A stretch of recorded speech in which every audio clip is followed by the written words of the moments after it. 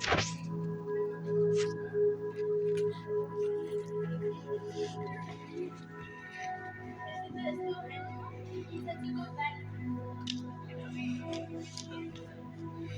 wonder how long is it?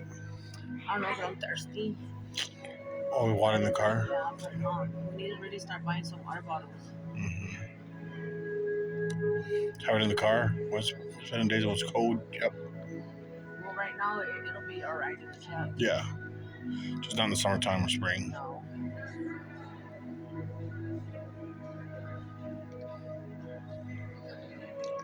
How shortly? Oh.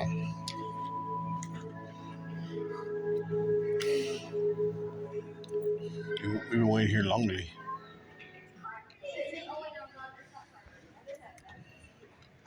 Rocks, guys, like rocks.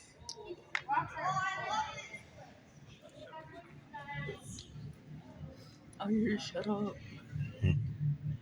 For as long as there have been humans to witness the rising sun, to follow the flow of waters, to turn the fruits of the earth into sustenance for life, people have migrated to find a better place.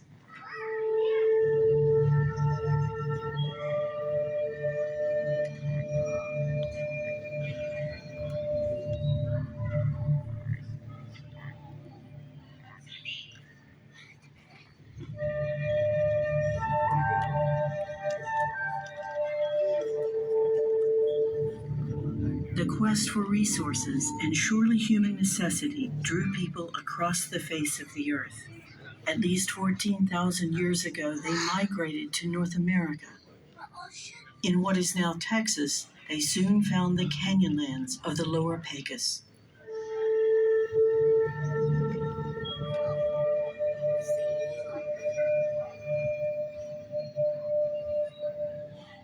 Much as it is today, the Lower Pecos was a majestic and rugged land, a terrain of cactus, mesquite, rocks, and rivers, home to rabbit, deer, snakes, and lizards.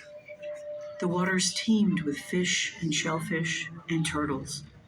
The rivers had long ago carved the canyon walls. Giant hollows provided shelter in the rocks for the first people who settled there. They were hunters and gatherers. They lived in nomadic bands of 20 to 25 people, moving with the seasons to take advantage of the region's resources, camping at a variety of sites along the river and in the uplands.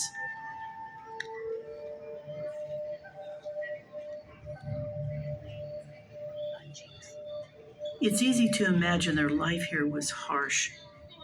The heat of summer could be overpowering, and in winter, temperatures could be bitterly cold. No doubt there were seasons of want, but there were also seasons of plenty. And though these people had few possessions, they were rich in knowledge. To them, nature offered tools and raw materials, not obstacles. They understood the natural world at a depth we can scarcely conceive, and knew how to turn the materials at hand into everything they needed. For over 9,000 years, they thrived. They left an archaeological record like few others in the world. Because the climate in the Lower Pecos is semi-arid and rock shelters protected ancient campsites, a trove of artifacts thousands of years old was exquisitely preserved.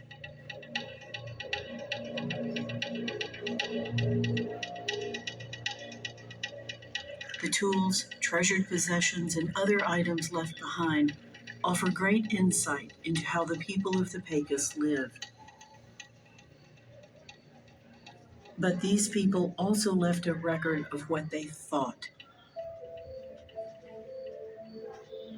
Magnificent stories painted on the walls of rock shelters, some artwork as old as 4,000 years.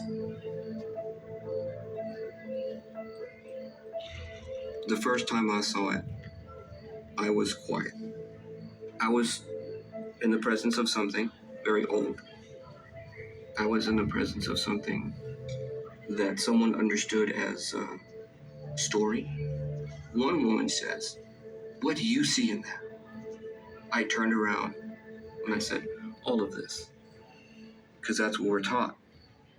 This is a creation story. It's a reflection of what you see in the landscape and in the stars.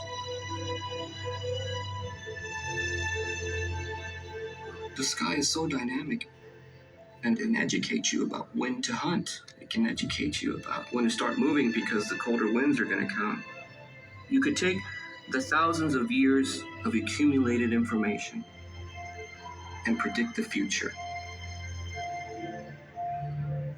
Is it true that this was a gathering place in a way that is very rare in the world? Yes. This is a rare catch of magnificent rock art narratives that you can only find in a very few places on Earth. And I think there's a yearning for us to want to understand it because it's a deep, ancient respect for the people on the land. We are learning about the stories the art is telling. But there is still much that we do not know. Look up into this night sky, and you'll see something that we do know. These are the constellations arranged as the people of the Pecos would have seen them on a September night approximately 4,000 years ago.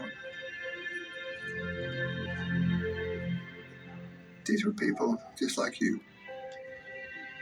Just like you. They were worried about things. They thought about things. They solved problems.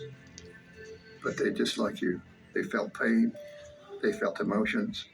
They laughed. They cried. That's what I want people to understand, that they were human beings just like you.